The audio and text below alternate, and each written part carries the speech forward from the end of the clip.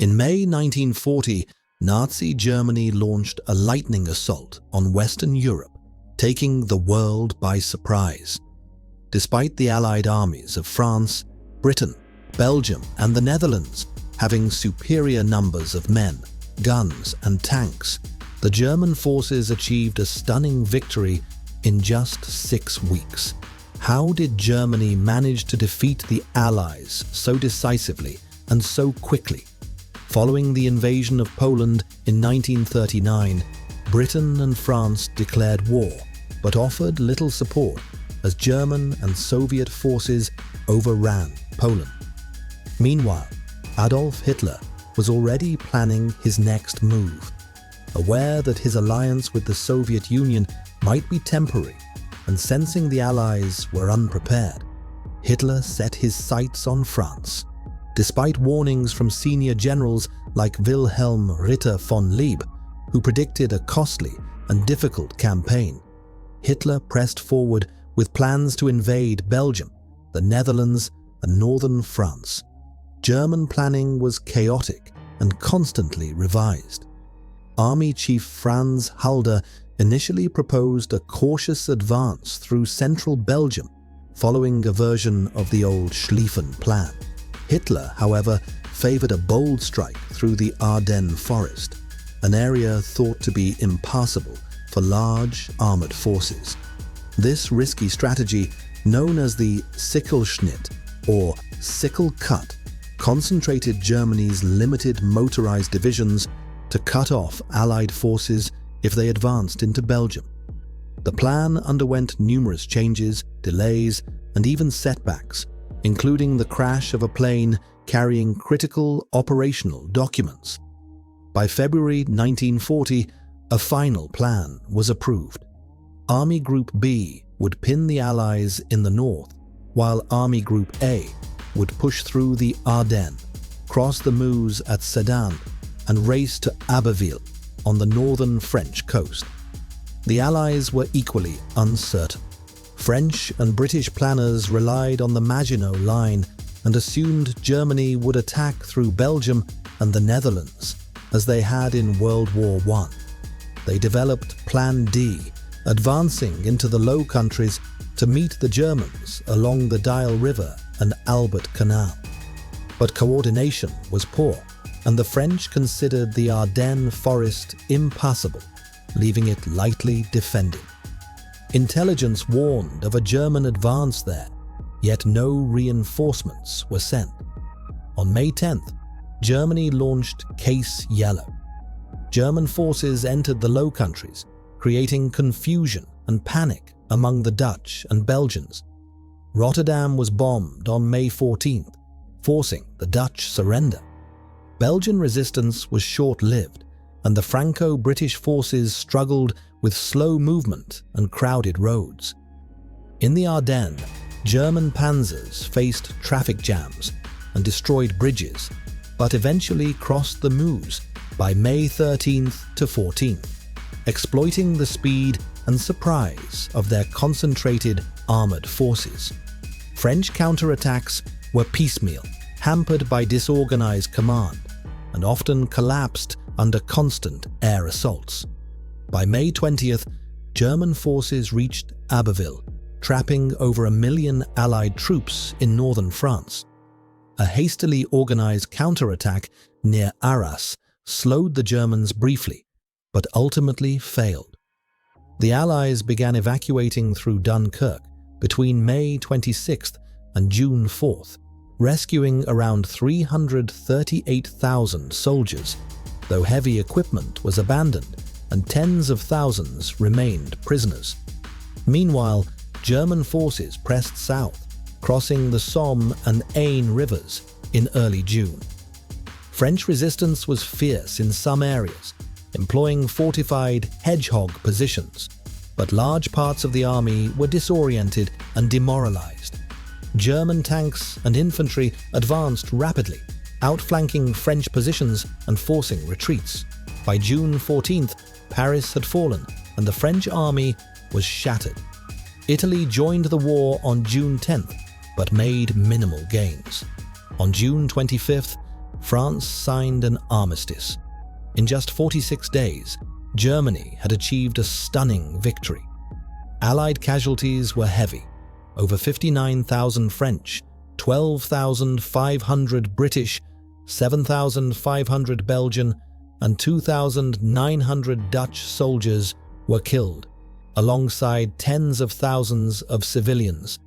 Millions of soldiers were taken prisoner, and much of northern France was left devastated. The speed and scale of the German victory shocked governments and civilians alike, exposing Allied failures in coordination, underestimation of German armor and air power, and loss of morale. The Battle of France demonstrated the lethal effectiveness of concentrated, fast-moving combined arms tactics. Despite their superior numbers, the Allies were unprepared for the speed and coordination of German operations, and the political and strategic consequences of the defeat would shape the course of the Second World War. After the fall of Poland in September 1939, Hitler's attention quickly turned west.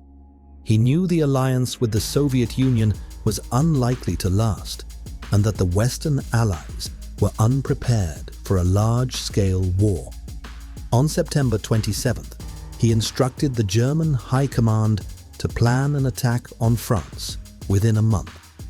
Most German generals, including Wilhelm Ritter von Lieb, were skeptical. They argued that France would anticipate an invasion through Belgium and would be prepared to defend itself. Lieb warned that an attack would be costly and far more complex than the swift conquest of Poland. Hitler, undeterred, pressed forward, aiming to capture the Low Countries and enough of northern France to eventually threaten Britain. Planning the offensive was a tense process. Chief of the Army General Staff, Franz Halder, initially proposed a cautious advance through central Belgium, similar to the Schlieffen Plan of World War I. Hitler, however, considered this approach predictable. He favored a bolder strategy: a concentrated strike through the Ardennes forest, a heavily wooded and rugged area the French considered nearly impassable to large armored formations. This high-risk plan, later called the Sichelschnitt or sickle cut, aimed to encircle Allied forces advancing into Belgium. Army planners initially resisted, concerned about the vulnerability of the narrow roads and long flanks. General Erich von Manstein also supported the Ardennes route, but his ideas were initially rejected. A setback occurred in January 1940 when a German aircraft carrying crucial operational plans crashed in Belgium, forcing another adjustment. Finally, by February, a compromise plan was approved. Army Group B would pin the Allies in the north, while Army Group A led the main assault through the Ardennes, crossed the Meuse at Sedan, and pushed north toward Abbeville on the French coast. The Allies, meanwhile, were preparing their own plans. French and British commanders trusted the Maginot Line and assumed Germany would attack through Belgium and the Netherlands, as in the previous war. Plan D called for the best French units and the British Expeditionary Force, BEF, to advance into the Low Countries to meet the Germans along the Dial River and the Albert Canal. However, coordination was poor. The Dutch and Belgians were reluctant to permit full Allied deployment on their territory, fearing provocation. The Ardennes, lightly defended and thought impassable, became the weak point in the Allied line. French intelligence flagged the Ardennes as a possible route for German armor, but the warning went unheeded. No strategic reserves were available to respond if the Germans penetrated through this sector. On May 10, 1940, Germany launched Case Yellow. The Wehrmacht invaded Belgium, the Netherlands, and Luxembourg, aiming to divert Allied forces north while the main attack struck through the Ardennes. German troops used deception tactics, including wearing Dutch uniforms to seize key bridges and parachute operations at Dutch airports, though most of these parachute assaults failed. Despite some resistance, the Dutch army could not withstand the assault.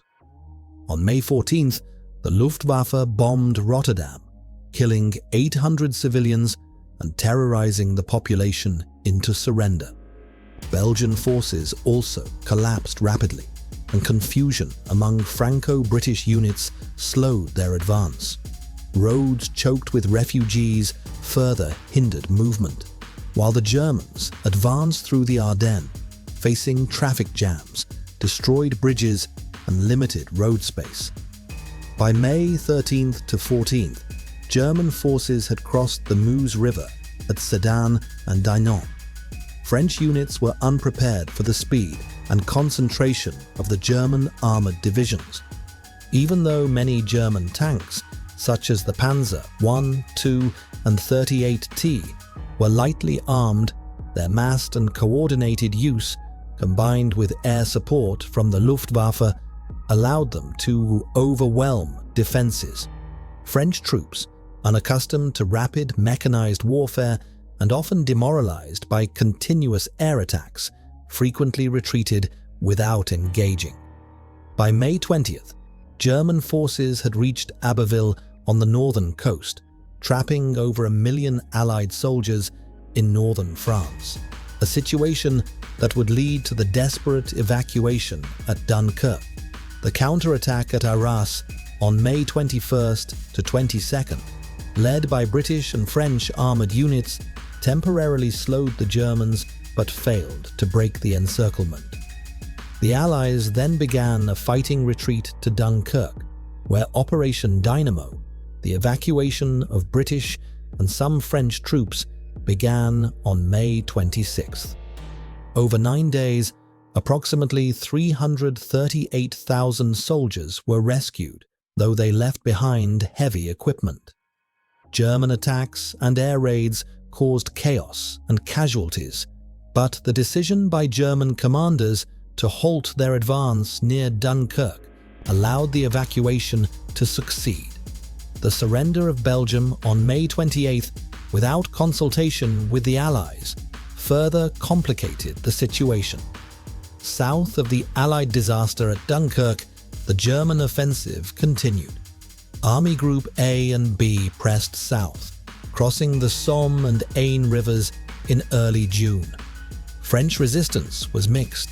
Some units, following General Weygand's orders, fought fiercely and fortified positions with hedgehogs, all-round defensive positions in villages and forests designed to hold off infantry, while French armor engaged German tanks. The Battle of France in 1940 unfolded with stunning speed and devastating consequences. Despite some localized successes, the French army suffered from poor morale, disorganization, and fragmented command. German tanks and infantry exploited these weaknesses, using rapid, coordinated armored thrusts and air support to outflank French defenses and force continual retreats. Paris fell on June 14th, marking the collapse of effective French resistance, while Italy's late entry into the war added further pressure, despite facing determined French defense in the Alps. By June 25th, France signed an armistice after just 46 days of fighting, having suffered immense military and civilian losses and the capture of more than 2 million soldiers. Germany's victory was not simply the triumph of superior equipment, but of strategy, improvisation, and combined arms tactics. Concentrated armored strikes through unexpected sectors like the Ardennes, supported by the Luftwaffe, paralyzed Allied responses. Yet the success also masked German vulnerabilities, including strained supply lines and the risks inherent in such bold operations. For the Allies, the defeat exposed critical flaws: over-reliance on static defenses, slow decision-making, poor coordination among French, British, Belgian, and Dutch forces, and a failure to grasp the speed of modern mechanized warfare. Morale collapsed under relentless pressure, although determined resistance and the evacuation at Dunkirk preserved significant Allied manpower and hope for future resistance. Politically and psychologically, the fall of France reshaped Europe. It brought the Vichy regime to power, left Britain to fight on alone, and reinforced German overconfidence. The campaign demonstrated the transformative power of speed, surprise, and integration of armor and air power, while highlighting the dangers of complacency and underestimation. The Battle of France stands as both a triumph of innovation and a stark warning about the costs of unpreparedness, leaving lessons that influenced the remainder of World War II.